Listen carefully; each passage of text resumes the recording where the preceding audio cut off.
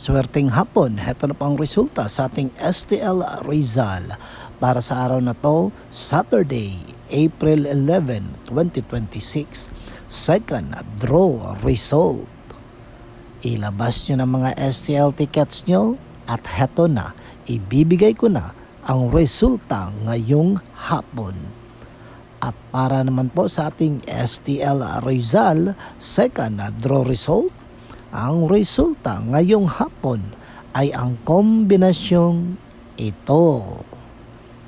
Laging tandaan mga ka-STL, lahat tayo ay iba't iba ang ating kapalaran.